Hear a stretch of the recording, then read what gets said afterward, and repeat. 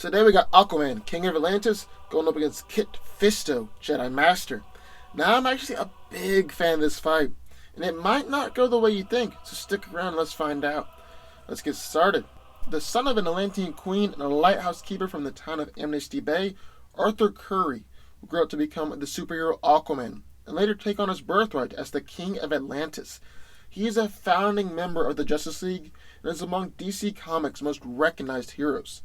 Aquaman possesses incredible strength and is easily able to move more than 100 tons.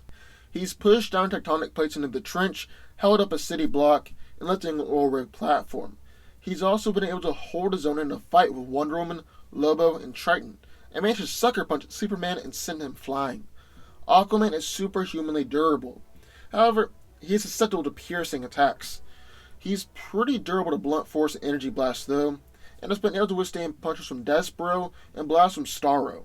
His stamina is also incredible.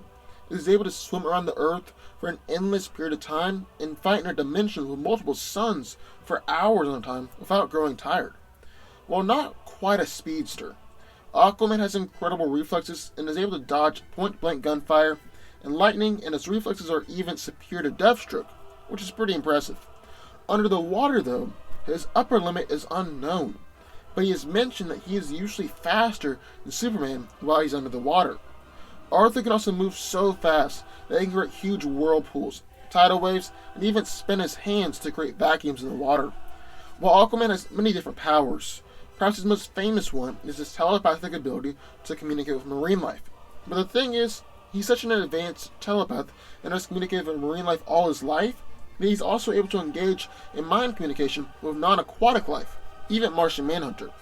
However, as of right now, his telepathic powers have been downgraded, and he really only communicates indirectly with marine life. Aquaman is an expert fighter, and excels in hand-to-hand combat, and is very, very skilled with his trident. Speaking of his trident, Arthur always carries around the King's trident, which is indestructible, and is even able to injure Darkseid, which is saying something. And then in the other corner we have Kit Fisto. Kit Fisto was a renowned Natalian Jedi Master in the waning years of the Galactic Republic. He was born on the ocean planet of Glee Ansem, and one of the main characteristics of his species are the tentacles, which can actually taste the pheromones in the air and allow him to know people's feelings. Fisto is considered to be one of the best swordsmen in the Jedi Order, and is a master practitioner of the lightsaber fighting style Shi-Chu. This form of lightsaber fighting is the oldest, and focused on diagonal strikes at different body zones, with the goal being to increase speed and reduce actual movement. It also focuses on disarming opponents and ripping the weapon from his opponent's grasp. He's gone head-to-head with General Grievous, where his quick thinking and reflexes allow him to recognize vulnerable spots on Grievous and strike. He's also battled with Obi-Wan Kenobi, and Obi-Wan remarked that Kit Fisto was a better swordsman than him, and that fighting him was like fighting a blur. Master Fisto is also adept in using the Force, and can actually use the Force to create and manipulate water currents for both offense and defense, and has pioneered the ability to create air orbs underneath the water.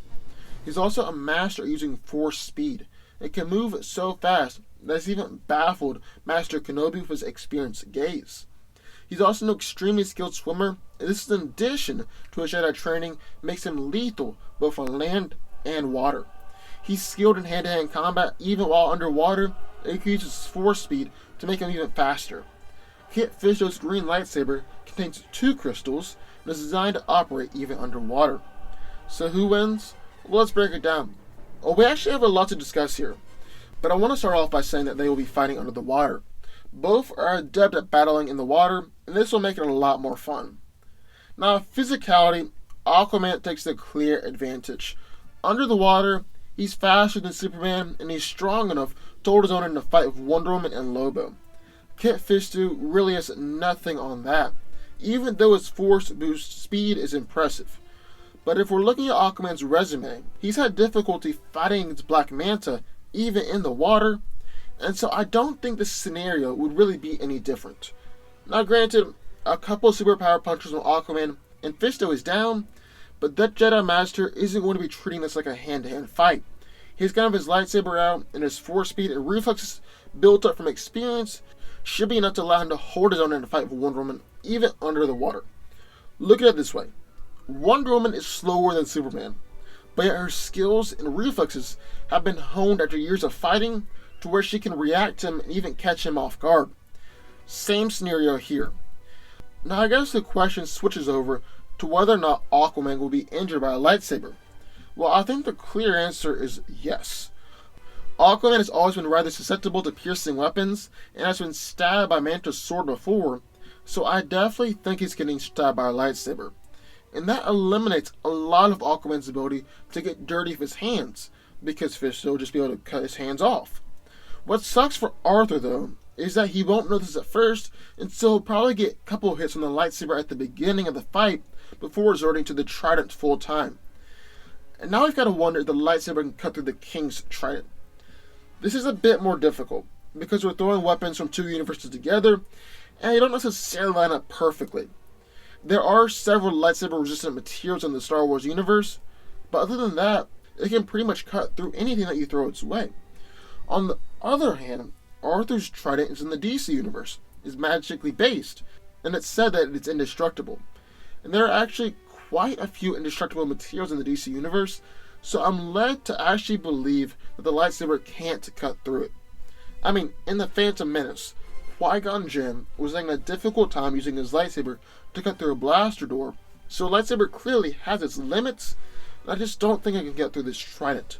But will that be a problem for Fisto?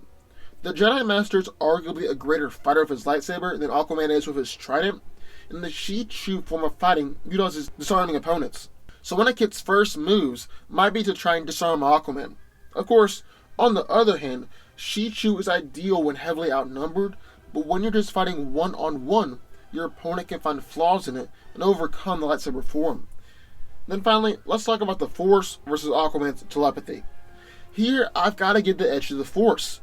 Before, Arthur's telepathy had gone up against white Martians, but now it's been retconned a bit to where he now communicates indirectly with marine life. And because of that downgrade, I would argue that Aquaman wouldn't be able to use his telepathy on Kit Fisto, even though he is technically an aquatic creature. Since they're in the water, Arthur could use his telepathy to command other aquatic animals, even giant monsters, to come and help him attack the Jedi. To counter that though, Jedi have shown the ability to use the Force to control beasts, like Anakin did in the gladiatorial arena during Attack of the Clones. Of course, that's kind of the only time that we've seen it happen, and some beasts just cannot be easily controlled by the Force. So if Aquaman calls enough creatures, then Fisto definitely wouldn't be able to control all of them, and he would end up having to battle against them and Aquaman. Kit Fisto is also able to use the Force to lift and hold objects, so he could use his telekinesis to hold Aquaman in place and then attack. Now if they were on land, Fisto could pretty easily lift Arthur up and hold him in the air. After all, he only weighs as much as any other guy. However, they're in the water, and Aquaman will probably be able to use the water to push it back and distract Fisto, freeing himself. So at the end of the day, who wins? Well, I believe that Kit Fisto definitely has it in him to win a few fights, especially if he gets some good shots in with his lightsaber. But I'm not sure that Aquaman's speed under the water can really be overcome here. And if he's able to stab Fisto with his trident, then it's all over. Then he also has the ability to call upon a massive amount of aquatic creatures, which I really don't think the Jedi will be able to consistently counter, and he'll end up fighting against both Aquaman and the sea monsters. At the end of the day, Aquaman wins this one. But what do y'all think? I would love to hear your thoughts. Sound off in the comments down below. Also, be sure to subscribe button for videos just like this one every single day.